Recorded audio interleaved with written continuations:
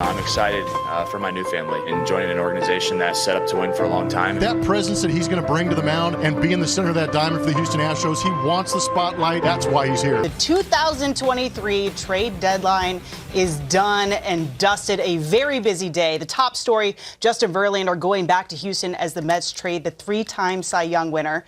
Whoa, take a deep breath. There's been a ton of movement in the MLB as teams learn the possibilities of how they'll finish the 2023 season. Let's start out west. The AL West has been one of the most active divisions in baseball during the 2023 trade deadline season, and the Texas Rangers, Houston Astros, Los Angeles Angels, and Seattle Mariners are all separated by only 5 games in the loss column.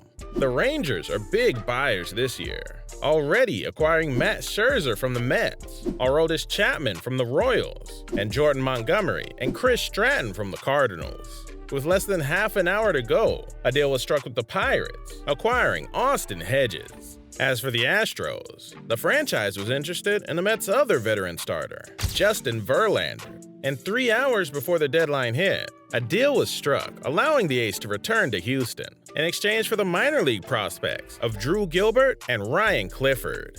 The front office started out with the trade with the White Sox, acquiring Kendall Graveman for minor leaguer Corey Lee.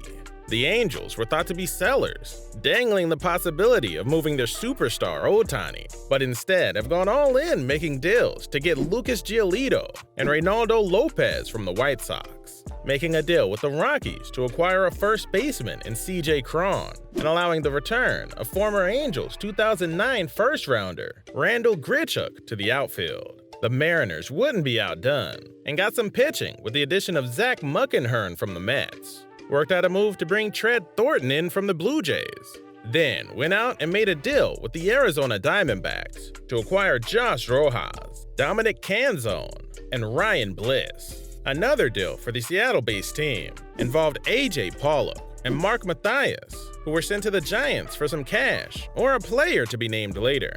And with less than an hour and a half left on the clock, made a deal for Edward Bazardo for minor leaguer Logan Reinhart from Baltimore. The Oakland Athletics have been steady in their course, making a deal with the Cincinnati Reds, sending Sam Mull to them in exchange for minor league pitching prospect Joe Boyle, along with a deal with the Diamondbacks for Chad Patrick.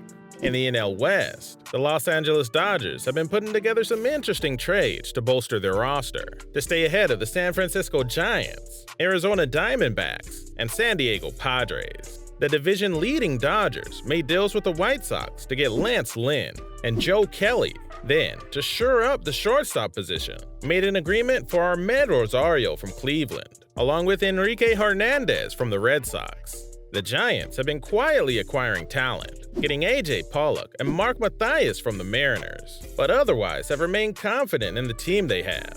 The D-backs have worked out a few deals, swapping talent and getting a closer from the Mariners and Paul Sewald for a few infielders, and continued to make moves with a deal with the A's for Jace Peterson and cash considerations. Fireworks continued to pop with a deal with the Brewers sending Andrew Chafin to Milwaukee for Peter Strzelecki. In the waning moment of countdown to the trade deadline, the Zona front office swung and connected with the Mets, bringing Tommy Pham to the desert. San Diego is still in the chase, but needs to begin winning more games to keep pace. The Padres were approached about Soto and have yet to become sellers, even onto the last day of the trade deadline. Instead, they've gone out and addressed a few needs with the addition of Ji-Man Choi and veteran Rich Hill.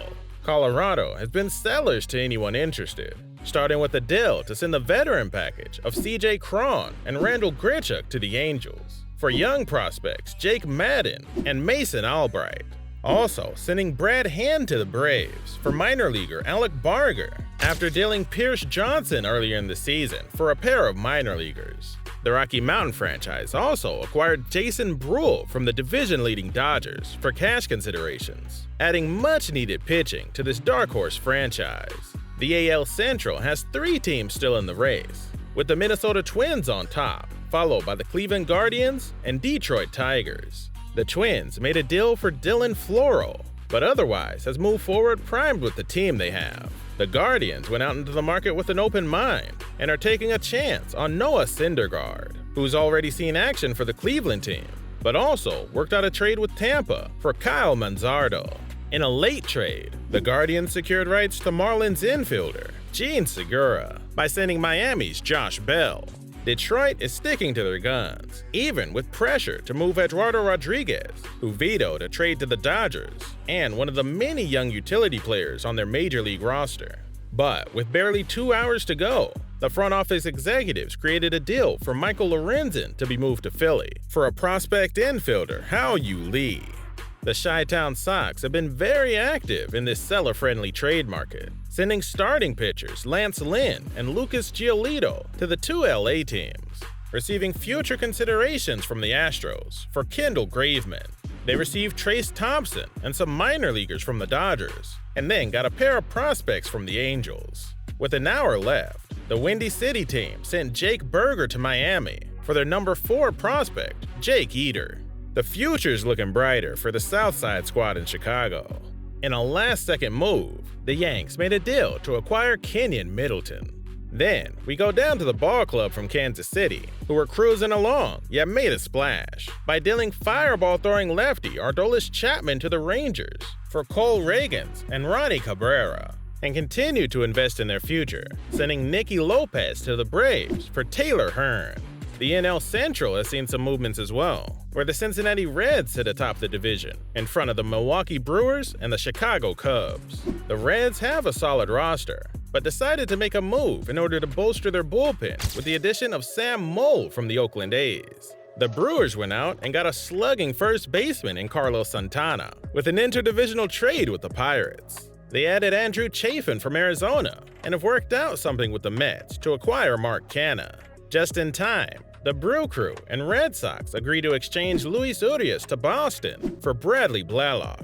The Cubbies are hanging in there, making a deal with the Royals for Jose Cuas in exchange for Nelson Velasquez. The Windy City franchise also sent a pair of right-handed pitchers in Adrian Simpson and Manuel Rodriguez to Tampa for minor leaguer Josh Robertson, and also found a nice piece for their infield with the addition of Jeimer Candelario from the Nationals organization. Pittsburgh made its splash with the Carlos Santana trade and getting back the talented 18-year-old minor league prospect Johnny Severino, but also on the final day made a trade with the Padres, sending Ji-Man Choi and Rich Hill to San Diego in exchange for Alfonso Rivas, minor league prospect Jackson Wolf, and 17-year-old Estuar Surero.